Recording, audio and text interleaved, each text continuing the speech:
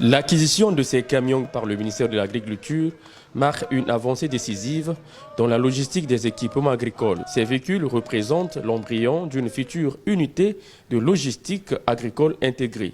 Dans le but de stimuler la croissance de l'agriculture congolaise, le président de la République a toujours mis en avant la nécessité d'un cadre économique favorable aux agriculteurs à travers notamment la défiscalisation des intrants et équipements agricoles.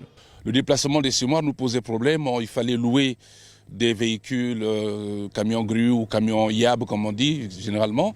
Pour les transporter, ça nous a coûté. Et donc il a fallu lancer justement ces commandes-là, cette commande. Vous avez deux types de véhicules ici. Vous avez les camions YAB qui nous serviront à appuyer encore les producteurs en allant encore un peu plus loin avec nos semoirs. On a même acquis des semoirs et ces camions YAB vont nous aider à aller plus loin, même gérer plus rapidement nos campagnes. Nous allons mettre en place un schéma logistique pour les produits agricoles au bénéfice de nos producteurs qui souffrent beaucoup.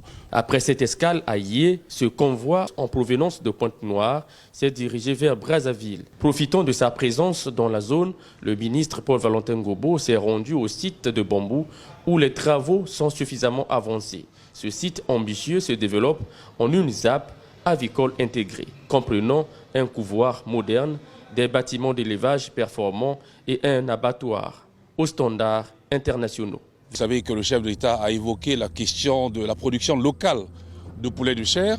Ça ne se fait pas du jour au lendemain, on avait déjà commencé, mais pour passer à l'échelle, ça demande un peu plus de temps. C'est un projet intégré qui implique déjà la production de poussins sur place. Ils sont à quelques jours de la fin des travaux. Le couvoir est en route, on va l'installer là, donc on va produire les poussins sur place. Et nous avons prévu également un abattoir sur place. L'acquisition de ces véhicules et la progression du site de Bambou sont des signaux forts de la détermination du Congo, sous l'impulsion du président de la République, à bâtir une agriculture durable et résiliente, garante de la sécurité alimentaire et de la prospérité future.